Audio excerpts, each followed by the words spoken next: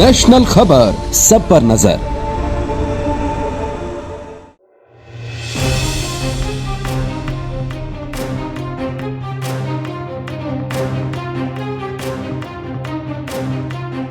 मैं तो कुछ मेरे ऐसे हमारे पेशेंट्स हैं पूरे विश्व से हैं या पूरे भारत में जो 35 साल 40 साल से ले रहे हैं, और जब मैं टेस्ट देखता हूँ तो मैं उनको बोलता हूँ भाई आपको डायबिटीज़ है ही नहीं।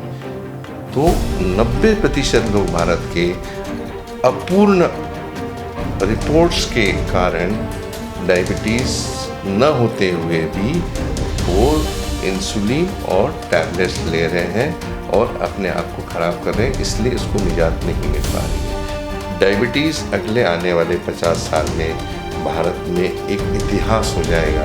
आप ढूंढेंगे तो भी यहाँ पे डायबिटीज़ नहीं मिलेगा। लेकिन अगर मैं इंडस्ट्री की बात करूँ तो आज क्या बोला जाता है कि by 2025 India is going to be the diabetic world.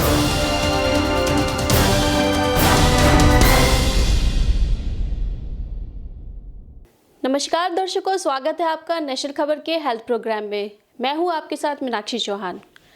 दर्शकों, आज हम आ पहुंचे हैं दिल्ली के एप्रोप्रिएट डाइट थेरेपी सेंटर में और आज हम चर्चा करेंगे डायबिटीज़ पर, यानी मधुमेह। और इस विषय पर चर्चा करने के लिए हमारे साथ है डॉक्टर एस कुमार जी, जो कि एक वैज्ञानिक भी है। सर, स्वागत है आपका नेशनल खबर में। नमस्कार सर, सबसे पहले हमारे दर्शकों को ये बताइए कि डायबिटीज़ है क्या एक्चुअली, और इसके होने के कारण क्या होते हैं। देखिए, डायबिटीज़ के बारे में सभी लोगों को मालूम है, मैं रिपीट करना चाहूँगा।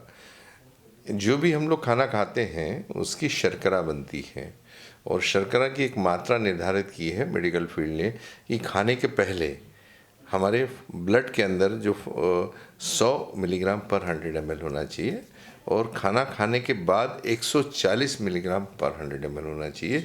इसको फास्टिंग ग्लूकोज और पोस्ट मील ग्लूकोज कहा जाता है। अगर इससे शुगर बड़ी हो, 100 के ऊपर हो और 140 के ऊपर हो, उसको मधुमेह या डायबिटीज़ बोला जाता है। और आगे इसका और एक पैमाना होता है कि अगर 3 महीने का एवरेज, जिसको HbA1c बोलते हैं हम लोग, ये अगर 5.8 के ऊपर हो तो उसको डायबिटीज़ रेंज के बाहर बोला जाता है। इसको एक कॉमन आदमी के समझने के लिए इतना शायद पर्याप्त है, और सभी लोगों को, मुझे ऐसा लगता है कि भारत में सभी लोगों को ये पैरामीटर मालूम है। जी सर, मेरा अगला सवाल ये होगा कि आपको पहले डायबिटीज़ के भीष्म पितामह कहा जाता था, लेकिन आजकल आपको डायबिटीज़ के किलर कहा जाता है। तो ये कहाँ सुना है? तो बहुत अजीब सी बात आप बोल रही हैं, हमने तो ऐसा सुना नहीं है। अब लोग बोलते ज़रूर होंगे। अब डायबिटीज़ का विश्व पितामह से डायबिटिक किलर बोलना, ये मुझे नहीं लगता कि ऐसा कुछ है। लेकिन ठीक है, किसी की अगर डायबिटीज़ ठीक होती है तो उसका मौलिक अधिकार है, उसको क्या बोलना है। तो कुछ लोगों का मेरे कानों पे आया है, कुछ लोग मुझे बोलते हैं कि सर आप डायबिटिक किलर है। तो ये बात कुछ हद तक सही है, ऐसा पूरी गलत तो नहीं है, लेकिन सही है, क्योंकि जिस आदमी को डायबिटीज़ से मुक्तता मिलती है तो उसका मौलिक अधिकार है, वो क्या बोलना चाहेगा। तो उसकी वो बोल रहा है कि आप डायबिटिक किलर है, तो अब बोल रहे हैं तो हम किसी का मुंह तो नहीं बंद करेंगे ना। जी बिल्कुल। जी सर, मेरा अगला सवाल ये होगा कि डायबोप्लास्टी क्या है। डायबोप्लास्टी प्रोटोकॉल 369 क्या है ये। देखिए, हमारे जब पूरी रिसर्च टीम ने हमने काम किया, काफ़ी साल से हम लोग डायबिटीज़ पे काम कर रहे हैं, तो हमने देखा कि कुछ लोग 3 महीने 6 महीने में उनकी दवाइयाँ बंद हो गई थी, या उनकी शुगर कंट्रोल में आने का तो वो छोड़ देते थे। तो ऐसा पूरा रिसर्च के साथ हमने देखा कि जो हमारे डायबिटीज के पेशेंट्स हैं और जिन्होंने पूरा 1 साल 4 महीने या 1 साल के ऊपर जिन्होंने ट्रीटमेंट ली है, उनकी डायबिटीज़ फिर से क्रिएट नहीं हुई या शुगर कभी नहीं बढ़ी। तो इसका डायबोप्लास्टी 369 प्रोटोकॉल डॉक्टर एस कुमार ने, मैंने ही उसको एक प्रोटोकॉल लाया है, जो हमारे एप्रोप्रिएट डाइट थेरेपी के माध्यम से इसको हम लोग बोलते हैं। और जो पेशेंट हमारे यहाँ आता है उसको डायबोप्लास्टी से प्रोटोकॉल में किया जाता है। अब ये प्रोटोकॉल इसलिए है कि पेशेंट को हर 15 दिन में रिपोर्ट के साथ हमसे को मिलना पड़ता है। जैसे साल में अगर 12 महीने में 12 महीने में 15-15 दिन के आप देखें रिपोर्ट तो करीब 24 विजिट्स उनकी होनी चाहिए हमारे यहाँ पे, और उसमें हम लोग फास्टिंग पोस्ट मील देखते हैं, और हर 3 महीने में HbA1c का रिपोर्ट दिया जाता है। और जो लोग डाइबोप्लास्टिक प्रोटोकॉल में हमारे साथ जुड़ते हैं और जो उसका परिपालन पूरी तरह से करते हैं, जो हमारे गाइडलाइन देते हैं, वो पूर्णतः हमारे यहाँ ठीक हो जाते हैं। इसलिए डाइबोप्लास्टिक प्रोटोकॉल 369 का एक नाम दिया है, जिससे काफ़ी लोग उसमें अच्छे हो रहे हैं। तो सभी लोगों से जो ये वीडियो देख रहे हैं उनकी गुजारिश है कि जो भी हमारे यहाँ ट्रीटमेंट ले रहे हैं उन्होंने कंप्लीट 1 साल का ट्रीटमेंट लेना ज़रूरी ही कंपलसरी है। लोग क्या बीच में छोड़ देते हैं और बाद में हम तो हमारी शुगर ठीक हो गई है, लेकिन क्या होता है कि हमारी जैसे कोशिकाएं हैं मोर देन 100 ट्रिलियन से, जैसे कि बिल्डिंग हम बैठे हैं, हर ईंट है, ईंट के जैसे हर सेल हमारे बॉडी में है, और हर सेल में ब्लड सप्लाई होता है, जिसके द्वारा शरीर के अंदर पूरा न्यूट्रिशन जाता है सेल के अंदर, और वहाँ का जो एंड प्रोडक्ट है जिसको मेटाबॉलिक रेसिड्यू बोलते हैं उसके द्वारा बाहर जाता है। तो वो रिसेप्टर, उसी में शुगर होती है, शुगर वहाँ तक पहुँचती है, और अगर वो नहीं पहुँचे और किसी तरह से ऑब्स्ट्रक्शन हो जाए तो शुगर आपके ब्लड में बढ़ी हुई मिलती है। और इसके लिए इसको पूर्णतः जो रिसर्च हमारा जो बोलता है कि पेशेंट ने एक मानसिकता रख के, एक पॉजिटिविटी रख के, एक उसको थोड़ा सा समय देना बहुत ज़रूरी होता है, क्योंकि पेशेंट को 15 साल, 20 साल, 25 साल से डायबिटीज़ होती है, वो टैबलेट्स ले रहा है, उसके बाद नहीं कंट्रोल होती तो इंसुलिन ले रहा है। तो इसके लिए एक पेशेंट को हमारे यहाँ एक डाइबोप्लास्टिक 369 के प्रोटोकॉल में काम करना चाहिए। तो इसका मतलब है पेशेंट को पेशेंस भी रखना बहुत ज़रूरी है। पेशेंस तो पहले ही रहना चाहिए। अगर पेशेंस नहीं है तो हमारे यहाँ तो उसका इलाज होना बहुत मुश्किल है। हमारे कई दर्शक दावा करते हैं कि मतलब ऐसा भी कोई एक पेशेंट नहीं है जिसकी ज़ीरो डायबिटीज़ हो गई हो और वह अभी दवाई पर नहीं है। तो क्या आपके पास कोई ऐसा सबूत है, क्या आपके पास कोई ऐसी डॉक्यूमेंटेशन है जो हम अपने दर्शकों को दिखा सकें? देखिए, ऐसे बहुत सारे पेशेंट्स हैं। अभी होता क्या है हमारे यहाँ, जैसे आपने बोला कि पेशेंट को पेशेंस चाहिए, वो हमारे भारत में मूलतः लोगों को पेशेंस नहीं है। 100 पेशेंट में से 10 या 12, 15 पेशेंट 10% होते हैं जो वाकई में पेशेंस के साथ काम करते हैं और वो ठीक हो जाते हैं। क्योंकि उनको, कुछ लोगों को लगता है महंगा है, किसी को लगता है कि भाई हमको तो खाने पीने के लिए चाहिए। तो जो 10-15% जो लोग हैं बड़े अच्छे से हैं, और हमारे पास सारा रिकॉर्ड होता है। हमारे यहाँ तो बिना रिपोर्ट्स के उनको अपॉइंटमेंट ही नहीं मिलती है हमारे यहाँ। उनको हर 15 दिन में रिपोर्ट लेके आना ही पड़ता है। और ये हमारे पास काफ़ी सारे रिकॉर्ड्स हैं जो आप कभी भी चाहें तो देख सकते हैं। बहुत सारे पेशेंट जो हमारे अच्छे हो गए, उनका तो वीडियोस हमारे इसमें यूट्यूब में है, पेशेंट के नंबर्स के साथ में, तो उनसे बात कर सकते हैं, ऐसा कोई इशू नहीं है उसमें। सर, मेरा नेक्स्ट क्वेश्चन ये होगा कि आपकी पैथी क्या है? एलोपैथी है, होम्योपैथी है, और आप ट्रीटमेंट किस तरीके से करते हैं? क्वेश्चन आपका बहुत अच्छा है, और जो दर्शक इसको देखना चाह रहे हैं, देख रहे होंगे, उनसे गुजारिश है कि इसको हम एक्चुअली डाइट थेरेपी का नाम दिया है, जिसका जनक मैं हूँ। देखिए, चूँकि ये कोई बीमारी नहीं है, तो अगर डायबिटीज़ कोई बीमारी नहीं है तो किसी पैथी में बैठेगा नहीं। न एलोपैथी है, न ये होम्योपैथी है, न आयुर्वेदा है। हमने एक नए पैथी का आविष्कार किया जिसको हमने बोला डाइट थेरेपी। एप्रोप्रिएट डाइट है, परफेक्ट। देखिए, जो फूड हम लोग इंडिया में खाते हैं वो हमारा कल्चरल है, पहला। सेकंड, इमोशनल है, अच्छा लगता है करके। तीसरा है ये ट्रेडिशनल है, और हम लोग मास साइकोलॉजी में जीते हैं। ये मैं हर वीडियो में हमेशा बताया करता हूँ कि ये तीनों जो चीज़ें हैं, ये कहीं ना कहीं एक आपको साइंटिफिक वे में लाना पड़ता है, और साइंटिफिक वे है एप्रोप्रिएट डाइट थेरेपी का कंसेप्ट, जिसको हम एप्रोप्रिएट डाइट थेरेपी बोलते हैं। ये आपके जो रूटीन थेरेपीज़ हैं उससे थोड़ा बाहर है। जी, तो सर हमारे दर्शकों को ये भी बताइए कि डायबिटीज़ पेशेंट को किस तरह की डाइट लेनी चाहिए? देखिए, इसके लिए तो सबसे पहले मैं बताऊंगा कि रिपोर्ट्स बहुत ज़रूरी है। डायबिटीज़ की डेफिनेशन, जैसे मैंने बताया कि लोग बोलते हैं कि 100 और 140 के बोलते हैं, भाई अगर डायबिटीज़ हो तो करें ना। वो हम कह रहे हैं, हम आज भी इस वीडियो के माध्यम से मैं आज भी बताना चाहूँगा कि भारत में 90% लोगों को डायबिटीज़ नहीं है, सिर्फ शुगर बढ़ी हुई है। तो डायबिटीज़ है या नहीं, यहाँ से हमारे यहाँ एप्रोप्रिएट डाइट थेरेपी में विश्लेषण होता है। अगर आपके बॉडी में इंसुलिन बन रही है, आपके बॉडी में अगर बीटा सेल है, आपके बॉडी में अगर सी पेप्टाइड जैसे टेस्ट अगर पॉजिटिव आते हैं, तो उसको साइंस कभी डायबिटीज़ नहीं बोलेगा।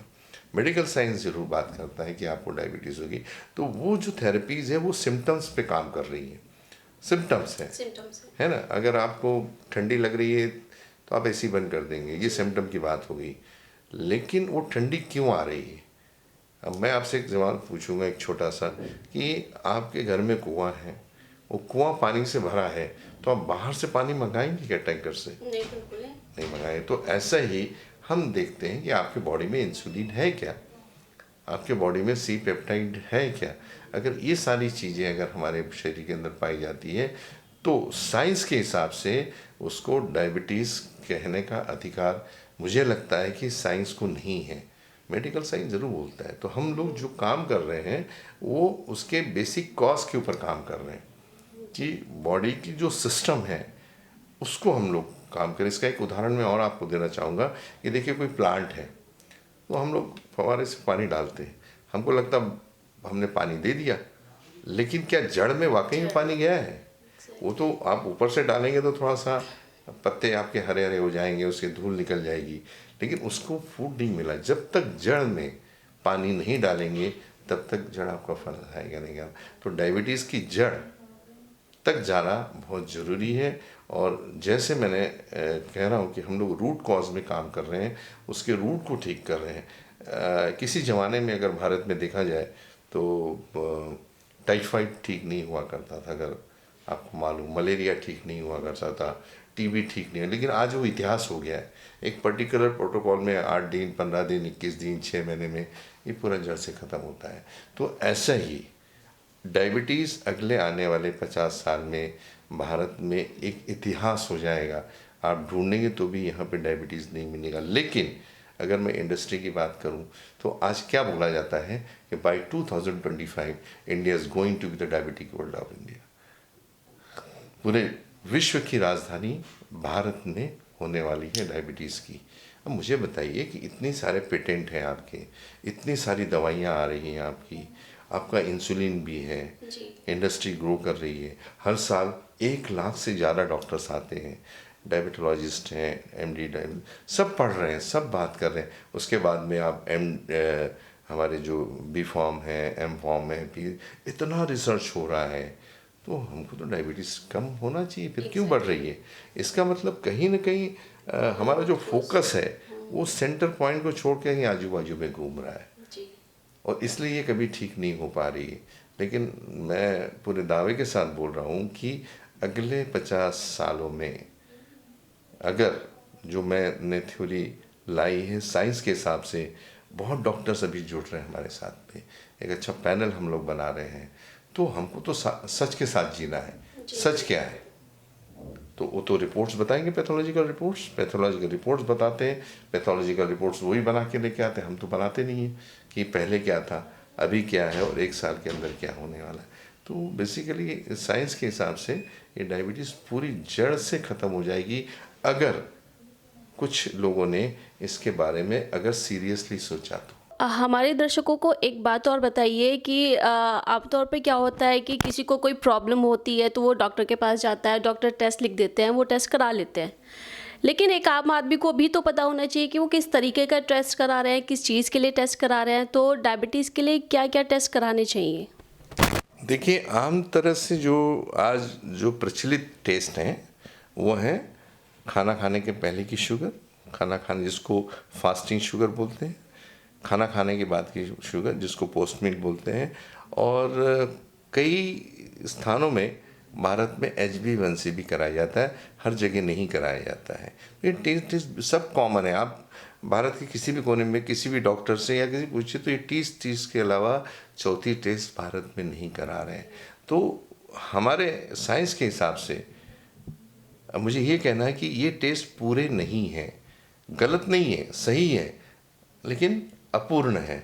उसके लिए आपको, जैसे मैंने पहले कहा, पहले वीडियोस में बताया और अभी भी डिस्कशन मैंने बताया कि आपके बॉडी के अंदर बीटा सेल कितने काम कर रहे हैं, जिसमें हम लोग ये होमा IR बोलते हैं, होमोस्टेसिस फॉर मॉडल असेसमेंट।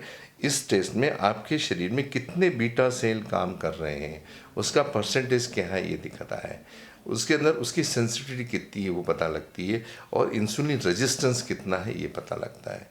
एक दूसरा, आपके बॉडी के अंदर इंसुलिन कितनी मात्रा में बन रही है, उसके लिए फास्टिंग सीरम इंसुलिन, जैसा fasting serum fasting plasma sugar देखते हैं, वैसे फास्टिंग सीरम इंसुलिन देखा जाता है।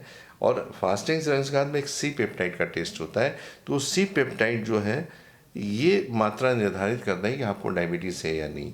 जैसे आपने डायबिटिक 1 और 2 की बात की, अगर C पेप्टाइड आपके ब्लड में नहीं पाया जाता, इसका मतलब आपको डायबिटिक 1 है और आपको इंसुलिन लेना पड़ेगा, वहाँ पे हम लोग कोई बता। लेकिन जहाँ डायबिटिक 2 की बात है, जो कि 96-97% कहला जाते हैं, ये शरीर में आपकी इंसुलिन बनती हुई दिखी जाती है, उसमें C पेप्टाइड हम लोग देखते हैं, इसके ऊपर हम निर्धारित करते हैं। मैं तो कुछ मेरे ऐसे हमारे पेशेंट्स हैं, पूरे विश्व से हैं या पूरे भारत में, जो 35 साल 40 साल से ले रहे हैं, और जब मैं टेस्ट देखता हूँ तो मैं उनको बोलता हूँ भाई आपको डायबिटीज़ है ही नहीं। तो 90% लोग भारत के अपूर्ण रिपोर्ट्स के कारण डायबिटीज़ न होते हुए भी वो इंसुलिन और टैबलेट्स ले रहे हैं और अपने आप को ख़राब कर रहे हैं, इसलिए इसको निजात नहीं मिल पा रही है। तो उसका जो मेन कारण है उसको इंसुलिन रेजिस्टेंस बोला जाता है। जो शुगर आपकी, जैसे अगर हम कैबिन में आप बैठे हैं, आपकी एंट्री तभी हुई इस कैबिन में जब एक लॉक, दरवाज़ा खुला, तो ऐसे ही लॉक हमारे कोशिकाओं में होता है, जिसको हम इंसुलिन रिसेप्टर बोलते हैं। और इंसुलिन रिसेप्टर को खोलने का काम इंसुलिन करती है।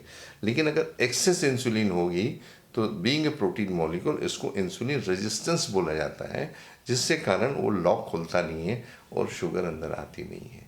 जैसे एक बहता हुआ पानी है, अगर वो ज़मीन है तो ज़मीन के अंदर चला जाएगा, लेकिन अगर कहीं फर्श है तो आपको वहाँ से वो पानी आपको संचित मिलेगा, और यही संचित को आप समझ जाए कि ये शुगर है। अगर उसका यूटिलाइजेशन अगर बढ़ जाता है तो डायबिटीज़ तो आपकी ख़त्म होगी, आपके सिम्टम अपने आप ख़त्म हो जाएंगे। तो दर्शकों को मैं बताना चाहता हूँ कि कृपया आप किसी भी शहर में हो, ये टेस्ट करना बहुत ज़रूरी है, और इसी के माध्यम से आपको पता लगेगा कि आपको डायबिटीज़ है या नहीं है। तो आप अपने शहर के डायबिटोलॉजिस्ट के पास ज़रूर जाइए, ये टेस्ट लेके उनसे करवाइए, और आपको पता लगेगा कि वो आपको सही सलाह देंगे, और उसमें से आप डायबिटीज़ से मुक्त हो सकते हैं। और हमारे यहाँ अगर कहीं नहीं जा सकता, हमारे 40 सेंटर आज भारत में हैं, तो लोगों से गुजारिश है कि आप हमारे सारे सेंटर्स के जो नंबर्स हैं उस पर आप बात कर सकते हैं, और हमारे अपॉइंटमेंट लेके हमसे मिल सकते हैं।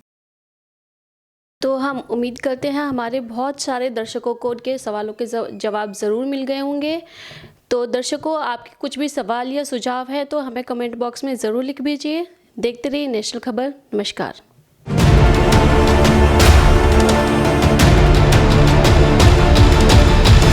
नेशनल खबर, सब पर नजर।